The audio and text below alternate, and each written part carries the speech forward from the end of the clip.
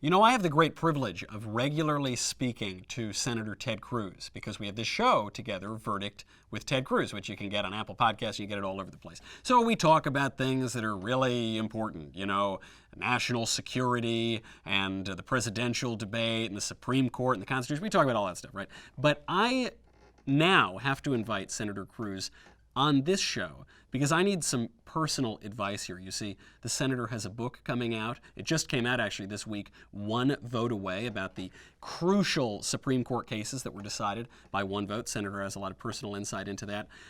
I am trying to write a book right now, and it's not my first book, but it's my first book with words. And so I'm kind of struggling with it. I want to get some advice. Senator Cruz, thank you so much for coming on the show to help me out. Well, I'm glad to be here for the writer's workshop we're doing together. Well, I don't want to waste any time, so I want you to know I know how to make a book cover. I understand. I've done that, and I know how I can click the enter bar, the return key, and go all the way down. But so we can skip that part. How do you do the part with the words? Well, look, I do have to confess to you that actually yesterday you kind of hurt my feelings. So how did I do that? Well, you and I filmed a Verdict podcast yesterday, and we were talking about the book on the podcast, and you told everyone, you said you were in the process of reading my book, which for those who listen precisely to language means you haven't read the damn book. You know, I mean... and I just want to be clear. I've read your book. Every single word of your book I've read. It's true. That's true. No, I appreciate that. You're a better friend than I am. You're a better reader than I am. And I have to tell you something. I think probably I'm going to take more time to read your book than you took to read my book, because I say this, all joking aside, it's a very interesting book. Usually, Senator, politician books, maybe books written by some of your colleagues, they're a little thin. You know, it's always like the courage to be courageous and the leadership to be a leading leader, and they're kind of about nothing. But this book is actually about something. It's about these pivotal cases that you have worked on in your career. So you actually have personal insight into it. And then, of course, the most important issue probably in this whole presidential campaign has become this open Supreme Court seat. Well, you're right that politician books are usually vapid and a little thin is giving them too much credit. It reminds me of on The Simpsons, Kodos and Kang, the space aliens, when they're campaigning, and they lay out their platform as upwards, not downwards, forwards, not backwards, and twirling into the future. That's about it. That is the substance of most of those books. So I do think the book has at least a little more than Kodos and Kang. Look, I mean, the book, this was a labor of love. I wrote it this spring and summer, and it's while we were on COVID lockdown. I was sitting in my living room, pulled out the laptop, and wrote it, and it focuses on the U.S. Supreme Court, which, as you know, a lot of my life, what I did before I was in the Senate was argue cases at the Supreme Court. That was my career. And every chapter talks about a different constitutional right.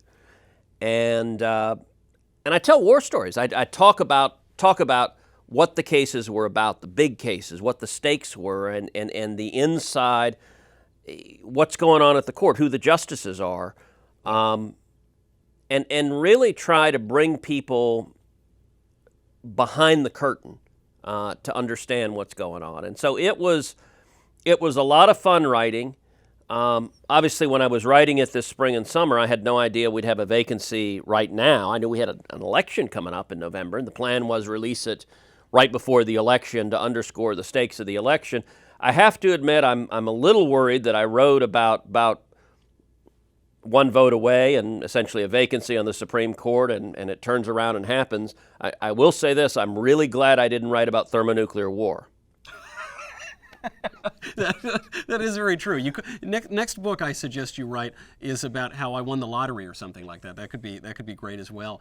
I did notice during this presidential debate, if you could call it a debate, I don't know that I would call it a debate, but the one we saw this week, The first topic right out the gate was about the Supreme Court and even these issues of say, court packing, which Joe Biden couldn't answer his opinion on whether or not they should pack the Supreme Court. We were about to see him stumble over that, give his non-answer, until, of course, the totally neutral moderator, Chris Wallace, jumped in for the first of 7 million times that night and ran interference for Joe Biden. Did you have any big takeaways from either that segment or the rest of the debate? Look, I mean, the whole debate was a mess. I think Wallace was a train wreck as a moderator. I think he did as bad a job as any presidential debate moderator has ever done. And it's right up there with, if you remember back when Obama and Mitt Romney were debating, and Candy Crowley jumped in and corrected Romney incorrectly. Like she stepped in and said, "No, you were wrong," and she was wrong about what she was correcting him. Wallace didn't do that, but he was petulant. He was angry. He was sighing and laughing and doing all sorts of things. Look, it's obvious he can't stand Trump. It's obvious Wallace is voting for Joe Biden. And you look at his questions, several of his questions were basically just oppo dumps attacking Trump. One of the ones on the taxes, I have to admit I know firsthand because the New York Times, 2 days before the debate, comes out with their breathless story about Trump's taxes. That whole story was written to be the question at the debate, which, of course, Wallace happily obliges, and it's part of the game the media plays. I thought it was pretty ridiculous.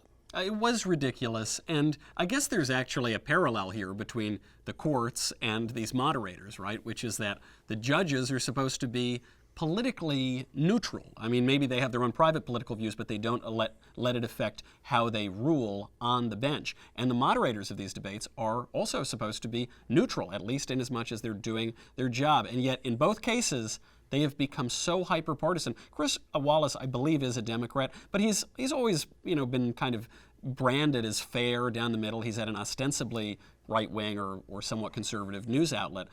Can you imagine how much worse it is going to get from here if even the moderator or even slightly conservative debate goes so far in Joe Biden's direction? Is there any way to recover some objectivity? Yeah, look, I've got to say, Wallace has always been a liberal Democrat, and people confuse it because he works at Fox News. Yeah. But I mean, he is happily on the left side of the aisle, and he regularly is willing to be the hatchet man with whatever attacks are directed at conservatives. He's been doing that a long, long time. Yep. The rest of the debate, I mean, it was ugly. There was a lot of interrupting. There was a lot of insulting. I mean, they were taking shots at each other. I guess you told me you opened your show today with the sound of goats screaming. Yeah, I wanted to give a 7-second recap of the 90-minute debate, and that 7-second recap was just goats screaming. I felt it encapsulated it. So, Michael, I have to ask you, how exactly did you get that audio? Well, you see, in show business, Senator, we never reveal our tricks, but I will say that fewer goats were harmed in the making of that clip than Americans were harmed watching that largely pointless debate. Look, actually, both sides had some good moments. Trump's best moment was when he made the case that Biden supports shutting down the economy, shutting down small businesses, destroying jobs, shutting down schools, and that Trump thinks we should open the economy, get people back to work, get people back to school. That was the best moment of the whole debate. Look, Biden was benefited, and you and I have talked about this quite a bit, by the really low expectations for Biden, that a lot of people had convinced themselves he had full-on dementia, and Biden did fine. I mean, Biden's performance didn't surprise me because I think the right overstated. He's had some mental decline, but I don't think it's nearly as great as some people have convinced themselves. And you called it. You predicted this on our show maybe 3 weeks ago. You said we're making a big mistake here because Joe Biden is he's a pretty tough politician, and we're playing expectations so low it's going to come bite us, and it seems to have happened.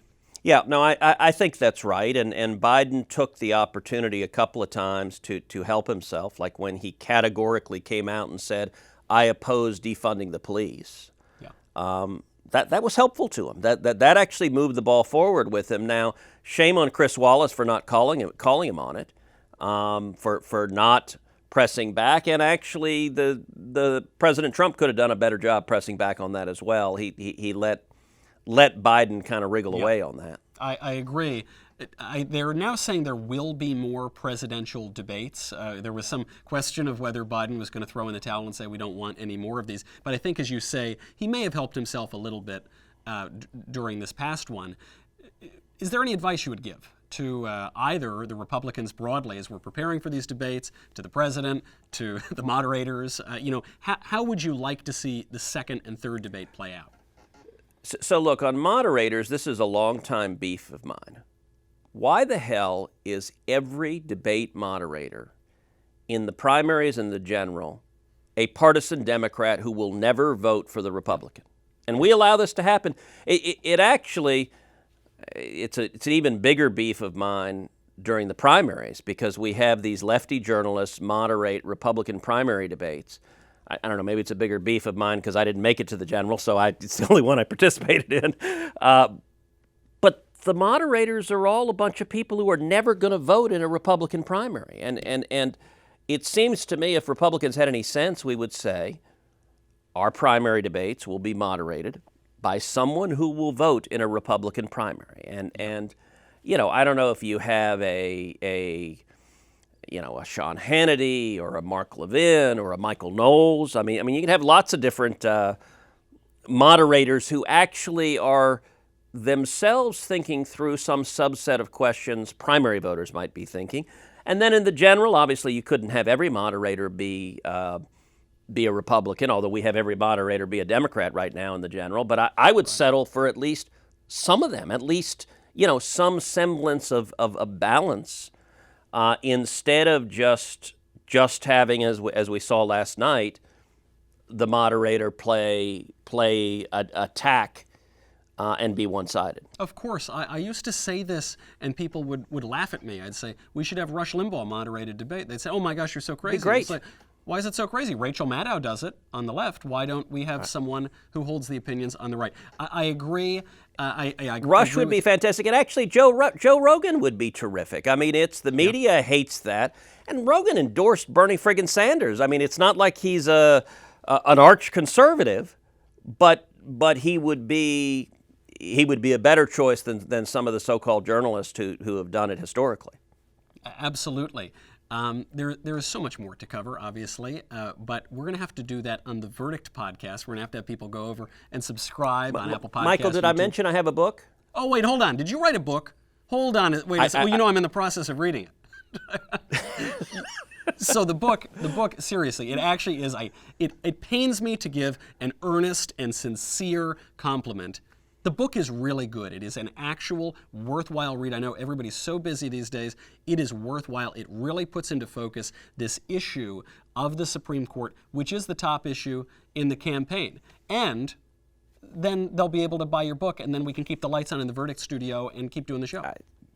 That always helps. I do think it's interesting, and people will learn, and it's not a kind of up in the clouds academic book. I mean, it's designed to be, you don't have to be a lawyer, you don't have to be a constitutional expert. It's designed to try to make free speech and religious liberty and the Second Amendment and U.S. sovereignty and all of these issues understandable to people. And so it gets into the substance of it, but does it in a way that I think people will learn and feel far better armed at the water cooler, or I don't know what the Zoom equivalent of the water cooler is, but at the keyboard or your phone. You're right.